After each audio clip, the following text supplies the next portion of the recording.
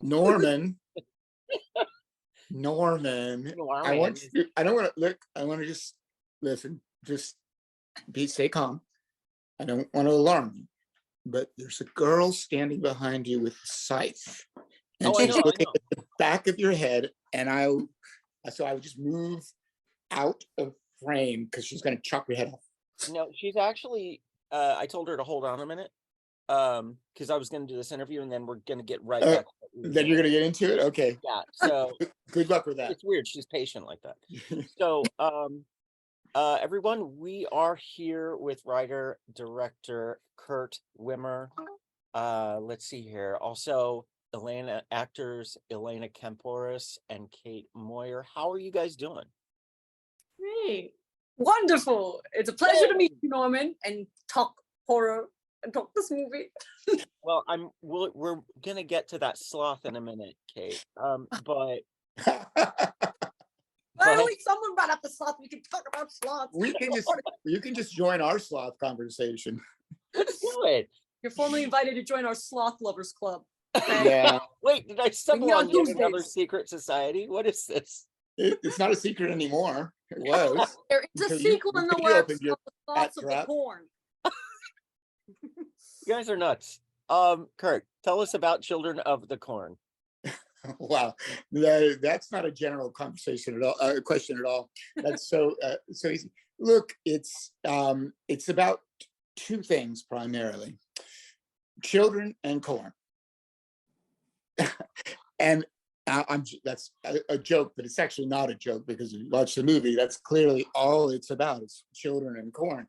It's very, very focused on that. And then in the middle of that, sandwiched in between, those two delicious pieces of bread, is the meat of children killing the adults in their community because the adults are screwing everything up.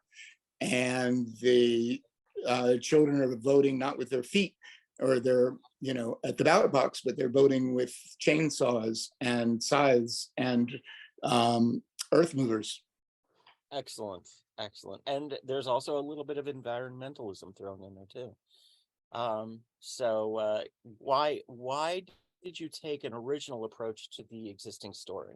Well, because the other story's been made so many times. If I did the same movie, you kind of can't win. If I'd remade the same movie, we'll say, Hollywood's out of ideas. There's no ideas. But I looked at the original story and I was like, this is the genius of Stephen King, is that he creates stories that they're not so specific that they're not accessible to everybody, and they're so accessible that you're capable of mapping that template over different generations and telling it through a different lens. So the original movie was about religious fanaticism. The kids thought the adults were corrupt and they were religious fanatics, and they felt like, well, we're going to have to sacrifice them because they're corrupt. And that would not work today because that's not really on the tip of people's tongues. But what is that the earth is kind of being run into the ground by the adults in this world. And a lot of policy is being set by adults that's, not particularly green conscious, not that everything has to be, but, we know that to be the case. And the adults are creating a future that they're not going to participate in because they're going to be gone, but the kids are going to participate. They're going to be forced to participate in it, but they don't have a say in it. And so for that reason, I thought, wow, this original story you wrote is so elastic that it can and should be retold every generation or so, but through the lens of what's going on in that contemporary moment. Yeah, so boiling it down to the previous generation kind of mucking things up and the newer generation taking control, essentially. So, and doing what they feel, should be done. Now, Elena, can you tell us a bit about your character, Boleyn, and who is she at the beginning of the film? The beginning of the film, Norman, I would say Bo, she's very bright-eyed and excited for her future. She's off to become a scientist in Boston, go to college, and she's excited to leave this kind of, one-horse town. But then she's wrestling with all this guilt because she's going to be leaving behind her little brother. in this decaying world, the corn's all dying. She's fed up with the adults are poisoning it with, pesticides, herbicides, GMOs, all this stuff. And she's, trying to wake them up, but they're not listening. And, she wants to go off and live her life, but she just can't, let go of her brother and her life that's, still here. So even with all that going on, she decides to try to prevent bad things from happening. And in doing so, sort of opens Pandora's box, and where stuff kind of unfolds and it all kind of goes crazy, but she means well at the end of the day. And I'd say, since you're asking where was she at the beginning, by the end, I'd say she ages 50 years. I mean, what she goes through in one night, like by end, she's like, yeah, it's quite a lot. Indeed. Yeah, not gonna do that again. Yeah, she's like, I'm done with the corn, and that ending, oh my gosh. So yeah. A lot of stuff. But Elena, I think that's so well put on. I never really quite thought of it quite that clearly myself. But it is, as you said earlier, it is a young woman on the verge of being like a real one who's about to leave home and go pursue her own life, but she's still pulled back by the roots of her childhood, about this town, Yeah. her brother, her family, which is really dysfunctional. Her father, her mother's cheating on her father. Her father's an alcoholic, although at heart he's a good guy. So she's leaving, but she's like wants to take one last shot at fixing things before she leaves. And as Elena put perfectly, she opens Pandora's box, and Kate or Eden just walks right in through that doorway. And what I love too, what Kurt kind of captures in this story and what you're saying about, the environment, is there is this, and it really captures, there's this link, there is this thread between humanity and nature. Like if we tamper with it, it's going to fight back. And like, if you leave it alone, if man leaves alone nature is happy. And it's so funny because it makes me think of the Sarah Teasdale poem, and I was going to go into it, but there is a line in the poem where she says, and none would mind neither bird nor tree if mankind perished utterly, and spring herself when she woke at dawn would scarcely notice that we were gone. I think that is the summary of the whole movie. Elena, I swear I forgot how crazy you are. I love you. You're great. You're fantastic. Okay. She did this all the time during the movie. And I was like, where the hell is she getting this? How can she remember all this? We had our stuff, write poetry and makeup. I've been in the makeup trailer, and Kurt would come in and he'd recite Edgar Allan Poe to me. And then we started writing poetry themed to this movie. I kid you not. We have many stories normally. Right. We would write corn poems all the time. I hope they weren't corny. Listen, I got to tell you, Tyler, before you go on, don't try that with us. We know every corn joke. Believe us, over the course. Every corn joke possible we have heard. Come for me with your corn jokes. We abused it. Abused it. We are the world's leading expert in corn jokes. Then I suggest you pepper them throughout the rest of the interview. Challenge accepted. Also, Kate, who is Eden at the beginning of the film, and what is her journey like? Eden at the beginning of the film is shown or portrayed as this innocent little girl who might just be a little bit weird, but she's actually gone through a number of traumatic events that ultimately lead to her being this psychotic crazy killer. But it's because she's put her trust in so many people and they've betrayed the trust, and now she's just taking control of everything, so she can only trust herself, the things that she does, and she's in control. And I feel like that's really just her character arc right there. 100%. She's an orphan. I'm going to interrupt you, but she's an orphan, and she goes through foster care with Pastor Penny, which that we don't really go into what happened there, but it wasn't good. And then the rest adults are screwing things up. I would dispute, however, your description of a psychotic, crazy character, Eden. I think she's the sanest person in the movie. You know what? I think I would have to agree with Kurt a bit. I mean, yes, I have a soft spot for villains, but she's calm and cool most of the movie. She's not screaming. I mean, she's got it wired pretty tight. And, she knows, listen, both Elena and both Bo and Eden, they both know what they want. And they both have very clear ideas about how they get there. I mean, there's no part of this, I think, or I don't remember film anything where they get hysterical or nuts. They're very methodical about getting what they want. And, especially Bo at the end. I mean, she's out methodicals even Eden because she lures her into this, tractor field trap that, and I don't mean to give too much away, but that even Eden doesn't see coming. I don't know that it's much of a spoiler because one can assume that there is a tractor in a cornfield. So something. Yeah, there's that's right. There's a tractor. The film was actually shot a few years ago, correct? Yes. And what were like Kate, Elena, what were your ages then, and what was that shoot like? I was 11 at the time, and I actually turned 12 while we were filming. I'm 14 now. My experience, COVID started like, I don't know, Elena, I think it started like the day after you left. It started the day I left home.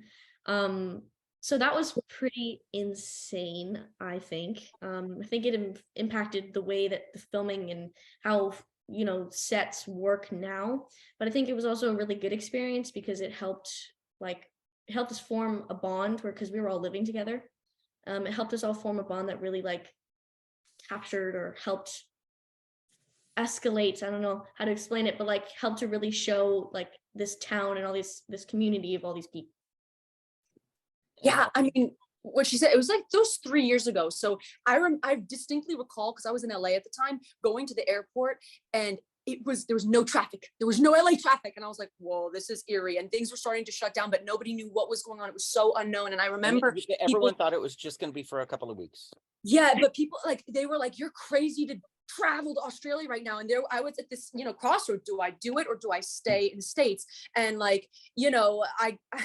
really was unsure, but I had always wanted to shoot a horror movie, first of all, because I love horror, and then to do something in Australia. So I was like, when am I ever going to get this opportunity again? Oh my gosh, oh, what do I do? So it's such a leap of faith. But I think the thing that really made it happen was Lucas Foster, our producer, called me, and I found out he made a call to every single cast member and every single crew member. He left out no one-on-one discussions with them over the phone saying, here's the plan. Don't worry. We've created a safe bubble out here. Here's the plan. Here's how we're going to do it. He's a logistics man, also creative, but it was so encouraging to hear his words because the noise around was like, you're insane. Don't do it. So we all had to be a little crazy and have that kind of, take that leap of faith to do this, but it certainly paid off. And it wasn't for lack of discipline and making sure we all did our part in keeping each other safe and following these protocols that we were like the guinea pigs for it though, because this had never been this was all made, right before we got there. And right when we arrived, we did a 14-day quarantine, and I got out a day before the international travel ban. Kate was she was already in there or something. We just made it, or we wouldn't have made it. Wow. Been in the movie. So many things just were right for us to make this film. And if anything was off, it could have gone wrong in so many ways. Every day there were so many challenges, but I feel like such a badge of honor that we all share, and we are family for life having done this thing. We thought we'd only do 2 weeks. I remember Luke was like, we're only in 2 weeks. Right. Remember, we were going to shoot, we said, we're just going to shoot 10 days, shoot out the corn. We grew the corn. So we said, let's shoot it out, and then we'll wait till this ends and we'll figure out where else to shoot it. I want to say actually a big shout out to our producer, Lucas Foster, because he's the only person I know who has, pardon me, ladies, testicles big enough to do what we did. We were the only movie shooting on Earth in April 20 and May of 2020. And nobody got sick. Wow. We did it. And because we were going to shoot 11 days. And we're like, let's shoot out the corn. Because we grew this corn, let's shoot out the corn and then see what happens. Maybe we'll shoot in Canada next year or something like that when it's warm there. And then we got to day 11 and we looked at each other and we're like, well, we made it this far. Let's shoot day 12. I mean, right? Am I right, line ladies? It was never, we go to bed at night and not know, are we working tomorrow? Is tomorrow our last day? Absolutely. For 29, 30 days, we did this. And I was just like, I'm just showing up tomorrow with a plan, and let's hope other people show up too. And then we're on our wrap day and we're like, well, we did the movie. We did the whole movie, and you don't have to go to Canada when the kids have already hit puberty. And there's so many things that we were that's right. About that. Tensions were so high on set. I'm telling you, because we're dealing with animals, we got horses, we got kids, where we only have them for a certain amount of time, Norman. But what was the key thing? We had Sean Harner, Lucas, Matthew Bonzal, Andrew Rowland, John Heaney, John Heaney. And what happened? even though all this stuff was going on, you showed up to set, everyone had a smile on their face, the Aussie spirit, everyone was making jokes. There was such a love that just permeated from every single person that we were like, we're gonna do this, and we saw it through. But there was such a joy, even though we were all terrified. Like we shared that. Only in Australia. Yes, Aussies are so nice. I mean, they're good for anything. I mean, listen, they moved to Australia, you know, where there's, you know, of 99 things that'll kill you on Earth, 95 of them live in Australia. And that's just within their households. So yes, that's 100% right. So what's next for you guys? Let's do a musical. Well, I mean, you can see, if you want a little family fun, you can see Greek Wedding 3 out in September. We shot that in Greece this summer. And then I got Vindicta coming out for Paramount, which is a little Silence of the Lambs, kind of similar end of the year. And then I'm prepping to go to Rome soon, Rome and Sicily, to shoot an exciting secret project, but I can't say anything yet, but soon. That's going to be an amazing experience. Very cool. I'm like, Kate, what about you? you? Kate, what do you got coming out? What do you got? You got something in the can, right? I have, last summer I filmed a movie called Out of My Mind, which hopefully will come out sometime soon, I'm not 100% sure. I also got a show called Circuit Breakers. I hope is eventually going to come out. I'm really excited to see that one. A couple other things I don't know if I'm allowed to say. Well, then but don't. Just say it. Just say it. We don't care. No, don't get yelled at. Oh man, her career would be over. Kurt, what about you? First of all, I just want to say both of these ladies are so freaking talented. I can't believe it. I don't know how I got so lucky to have them on my movie. It would have been a disaster without them for so many reasons. I have a movie that we kind of just finished shooting in Thanksgiving called The Beekeeper, directed by David Ayer, starring Jason Statham. It's a pretty big movie. It's coming out sometime this year from Miramax. And I'm writing a screenplay live online right now for anybody who's really interested in making movies and how to get them made. Where can Tune people in. see that? What? Where can people see that? That's at my YouTube channel, Cult Kino House. And every day I post the raw video and a little bit of a cut down, like a 10-minute cut down of the entire day of writing and my commentary on why I made the decisions that I made, both creatively and commercially. And I want to just take people from the blank page, hopefully, to the premiere. That's awesome. Inside the mad genius. Very good. Okay. Well, our time is up, unfortunately. I could go on for a lot longer, but we have a finite bit of time here. So with that, Kurt, Kate, Elena, thank you so much for your time. Everyone, The Children of the Corn comes out on March 3rd, 2023, on demand and digital and in theaters. You guys, thank you so much for your time and best of luck with this release. Thank you so much. Thank you. All right, take care, you guys. You too.